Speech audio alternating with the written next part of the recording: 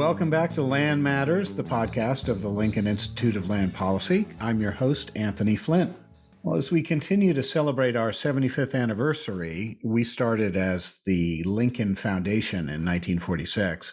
We're talking with the mayors of cities that have been part of our history over time. And Cambridge, Massachusetts, is right at the top of that list, since Cambridge has been the home to the Lincoln Institute since 1974. The story goes that David C. Lincoln, the son of the founder John C. Lincoln, wrote to a half dozen plus college and university presidents asking them if they'd be interested in collaborating with a new research center focused on land use, land policy, and taxation as it relates to land. And Harvard's Derek Bach was the only one to write back. He said, sure, let's do this. So David Lincoln created the Lincoln Institute of Land Policy, and we've been in Cambridge ever since, currently in offices just outside Harvard Square.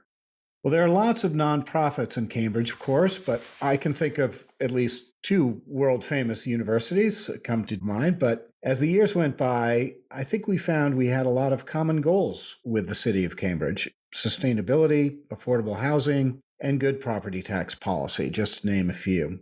So it's a great pleasure to welcome the current mayor of Cambridge, Sumbul Siddiqui, to talk about some of those issues and much more. Mayor Siddiqui, welcome, and thank you for this conversation. Thank you for having me. Well, let's start with affordability and affordable housing. Cambridge, I've noticed, has been gaining quite a lot of attention lately for a new policy that allows for some increases in height and density at appropriate locations if the projects are 100% affordable. Can you tell us briefly about that initiative and how it's playing out? Sure, yeah. The passing of the affordable housing overlay was an important moment for me and for many on the city council. To give a little background, the proposal is to create a citywide zoning overlay to enable 100% affordable housing developments in order to better compete with market rate development. And so we're looking at as of right permitting, we're looking at increased density allowance through a form-based zoning approach with more flexible dimensional standards related to height, setbacks, open space, and parking. The goal is to have multifamily and townhouse developments in areas where they are not currently allowed. And we have a new review process, which would include community input and advisory design review by the planning board without the requirement of discretionary approvals, which is a big one. So, this was years and the years in the making, way before even my time on council. And I think it's definitely a good policy for other cities to look at. We have a city that has a widening gap between high and low income earners. And we always talk about diversity as well as a value. And how do we maintain that diversity? And for me and others, it's all about creating additional affordable housing options so that more people can stay in the city. So far, we're seeing many of our affordable housing developers, like our housing authority and our other community development corporations, doing community meetings around proposals where they are, in some cases, able to add over 100 units to already the affordable housing that they were going to build. Yeah, you mentioned other cities potentially looking at this, and it's interesting. Changes like this and zoning, efforts for affordable housing, it really do seem to percolate up at the local level. I'm thinking, for example, of Minneapolis banning single-family only zoning to allow more multifamily in more places, and several other cities followed suit. Is this something, the 100% affordable overlays, that other cities might adopt? And did you anticipate that this might become a model for other cities? And by the way, doesn't it feel good when that happens? Yeah, we certainly think that this can be a model. We know that our neighboring sister city, Somerville, is looking at it. So it definitely, I think for us is the goal. If other people can use what we're doing and trying to do, the more the merrier, right? And I think it's all part of the overall mission for many cities to make sure that they are offering and creating more affordable housing options. This is housing that's affordable to your teachers, to your custodians, to your public servants, legal aid attorneys, you name it, to stay in the city that they maybe have grown up in and maybe they've moved out and want to come back. And we want it to be an opportunity. And so I think we still see such stark inequality in our city. And as someone who's grown up in affordable housing in Cambridge affordable housing, I would not be here without it. This is an important initiative and policy. I do hope it is a model for other cities across the country. Cambridge is such a boom town for the last several years. It is perhaps best known for the Kendall Square area and these global tech and biotech companies.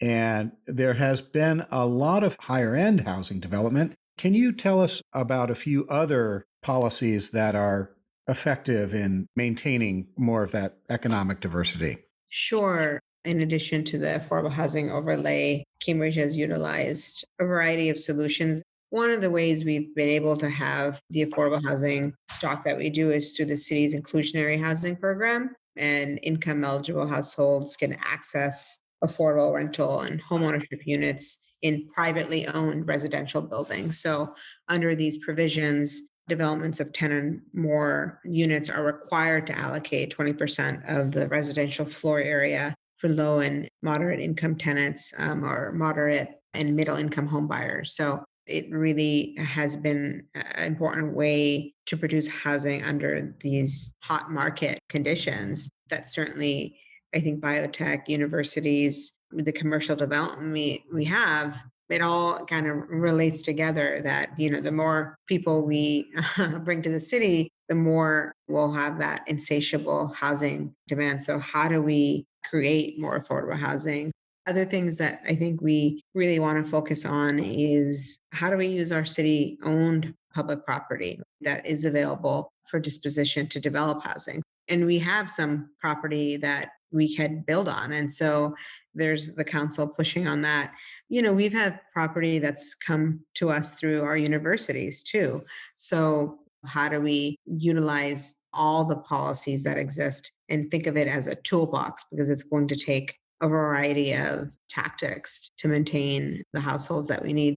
We've done a lot of work around homeownership options for the city and making sure that we have a robust home ownership program for residents to apply to. We've also increased city funds to explore options for new revenue sources and really support money towards dedicated affordable housing building.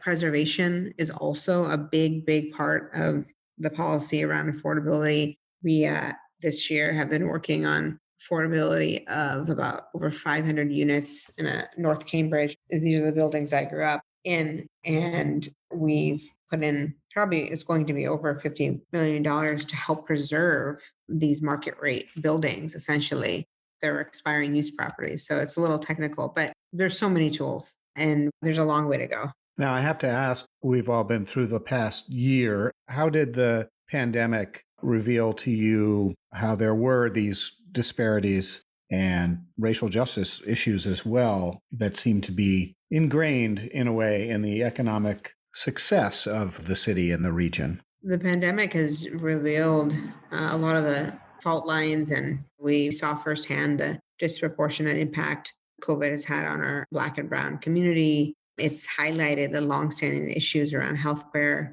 equity, and we've seen how so many of our low-income families have been unable to make ends meet. Many of them lost their jobs because of the public health crisis, but still needed to pay rent, utilities, purchase food for themselves and their families. So a lot of the issues we saw dramatically from the pandemic have been issues all along. But as I've said, the pandemic has revealed those ugly truths even in our city. And, we can't turn a blind eye anymore. And we have to do things in a matter that is much more urgent. I always use the example of schools had to close. We quickly got kids laptops and hotspots. We knew kids didn't have internet at home before the pandemic. We knew kids that didn't have computers before the pandemic, but we said, oh, we're going to study that and, do this and that. But all along we should have been doing these things. And so I think the one good part of it has just been, okay, we've been able to figure out solutions really quickly. We can give out money. We can do this. We can do that. We can give out gift cards. We can make our city more accessible and affordable. And we have to really call out the injustices when we see them. The pandemic also arguably has been an opportunity to do some things with regard to sustainability. I hoped we could talk about that. Redesigning the streetscape, the bus lanes and the bike lanes, and some of the reconfiguring of the public space. That's just one element of the sustainability challenge, but I wondered if you could talk about that for a bit. And what are the other ways that you're helping to reduce carbon emissions and build resilience? Yeah, this is an area of work that there's so much going on, and yet sometimes it feels like we're not moving fast enough given what we know. We are committed to accelerating the transition to net zero greenhouse gas emissions for all our buildings in the city. We have a goal of net zero emissions by 2050. So there's various types of incentives, regulations, various working groups that are looking at how do we procure 100% of our municipal electricity from renewable sources. How do we streamline existing efforts to expand access to energy efficiency funding and technical assistance? We're revising our zoning ordinance to make sure that the sustainable design and development require higher levels of green building design and energy efficiency for new construction and major renovation. We're a city that loves our trees, right? So we are constantly looking at ways to preserve our tree canopy. We have a tree protection ordinance on the books that we are going to continue to strengthen this term. We continue to install high visibility electric vehicle charging stations at publicly accessible locations. There's a range of strategies that we're looking at, a big push to incorporate our green infrastructure into city parks and open spaces and street reconstruction projects. It's all hands on deck. Well, as I mentioned at the top, in the early 70s, David C. Lincoln, the son of our founder, wrote to those half dozen college presidents, and Derek Brock was the only one to respond with a warm welcome. So that's why we settled in Cambridge. Can you reflect on that distinctive feature of Cambridge, that is the nonprofit and educational and medical and other institutions being such a big part of the community? I think the universities in particular play a huge role. With the pandemic, I've seen a really important collaboration between our educational institutions, our community organizations, our small businesses, our residents to work collaboratively to address some of the most pressing issues and come together to solve them. I'll speak to some of the work that Harvard and University early on, they both have stepped up with, especially testing, right? The Broad Institute of Harvard and MIT working with the City of Cambridge Public Health Department. We're the first in really the state to offer COVID testing for residents and workers in all of Cambridge's elder facilities. Now we have 7-day-a-week testing in Cambridge. So that's the direct result of this partnership and having them here in our space. Both have made contributions to the Mayor's Disaster Relief Fund. Also, any ask that I've had, we were setting up an emergency shelter for unhoused individuals, and each of the universities contributed funding towards that, gave rent relief to our retail and restaurant tenants that they have. They do a lot in the schools. So I think the partnership has strengthened this year as the pandemic's hit, and they've been a key partner in the work that we've done in the city. They are such a big part of the community. And so, yes, there's definitely that responsibility. And they've recognized that and have rose to the occasion whenever I've called on them. Well, Mayor Siddiqui of Cambridge, Massachusetts, thank you for this conversation on Land Matters. You can read the full transcript of this interview in our magazine Landlines. That will appear as the Mayor's Desk feature, an ongoing Q&A series with mayors on the front lines in the U.S. and all around the world. For that and more on our 75th anniversary, just go to our website, lincolninst.edu, and follow us on Twitter as well.